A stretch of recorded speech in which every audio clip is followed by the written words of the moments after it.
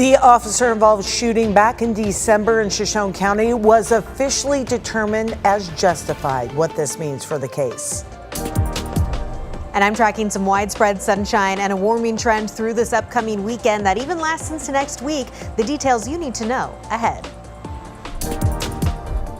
Plus, I'm pretty sure you've noticed gas prices have not gone down. So later on, we're sharing how to save some money while out there on the road.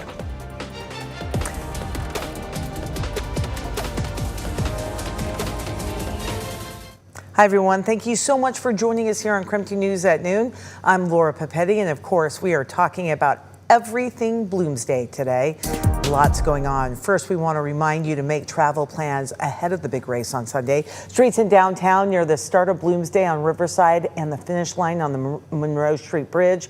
Those are going to be closed on race day basically all day long. You'll want to avoid these roads from at least 4:30 in the morning to about 3 o'clock in the afternoon. Other streets along the course will start closing around 7:30 in the morning and then will reopen when the last walkers pass on through. One good way to travel, though, is public transportation.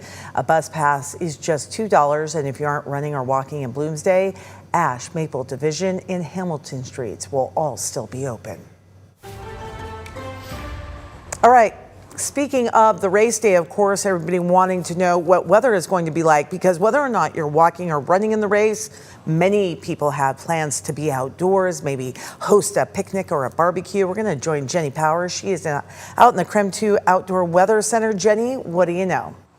Yeah, well, Laura, as we take a look at what's happening weather-wise, I'm out here and it is a beautiful day across the inland Northwest. The sun is shining. This is a gorgeous view for you over Lake Coeur d'Alene, where temperatures here are warm throughout the region. Right now, we're at 70 degrees through Spokane. We've also been seeing some low 70s out through Coeur d'Alene. And even though we're going to see this warming trend here today and through the weekend, a big reminder is that our water temperatures are still very cold. So we are still needing to practice some cold water safety. 64 degrees is where we're at right now for Sandpoint. We're at 73 currently for Moses Lake, 69 degrees for Wenatchee. And as we take a look here at your current satellite and radar, I mean, it is just calm and clear really across the board. We've got a few clouds out toward the Cascades, but other than that, we are set to just hang on to this widespread sunshine. Afternoon temperatures trending even warmer in comparison to yesterday. We're at 73 degrees this afternoon for Spokane, as well as Coeur d'Alene. We're even seeing some more widespread low 80s out toward the central part of the state,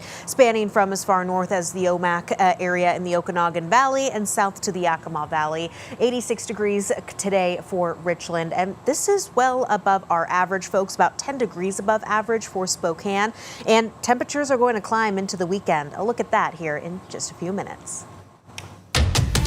Jenny, thank you. The Shoshone County prosecuting attorney has ruled that the December shooting at the county public safety building was indeed, they said, justified. 2 officers shot and killed John Drake, who fired a gun inside the building, shot 2 people in downtown Wallace, and then barricaded himself inside the visiting room. Our news partners at the Coeur d'Alene Press say the county attorney sent a letter last week. It said the officers met both constitutional standards and Idaho law with their use of deadly force. That means the officers have no criminal liability. And a judge in Thurston County paused a new law that added experience and background check requirements for elected law enforcement officials. The bill lets the state remove sheriffs if they don't meet those standards. 4 Eastern Washington sheriffs filed a lawsuit against the state over this law. They say it strips power from communities, but people who support the law say it's really about making sure law enforcement leaders maintain their certifications. It should not be left up to a board who isn't elected and who have rules that are very vague, very arbitrary, and might not be in keeping with what the public wants from their elected officials. These are people that one's a sheriff, one's a police officer.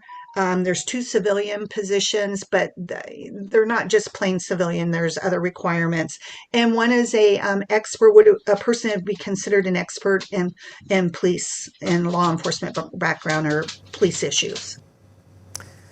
So the judge agreed and put the law on hold while the lawsuit plays out. The state does plan to appeal. Lewis Clark State College says its prison education program is still growing. During yesterday's ceremony at the Idaho Correctional Institution in Orofino, 22 students got their degrees, and this year they are planning on giving out 40 It is May 1st, the beginning of National Missing and Murdered Indigenous Women and People Awareness Month. The Kalispel Tribe of Indians and Northern Quest Resort and Casino are hoping to raise some awareness. From today until the 14th, they will have educational displays in a red dress in the Heritage Hallway. They'll be highlighting the names and information of people currently missing in Washington State. This afternoon, community members have gathered for an awareness walk, and then later on at 3, there will be an honor song and dance ceremony along with community remarks. All right, coming up, what to expect from the Bloomsday trade show today and how you can get ready for Sunday with ease.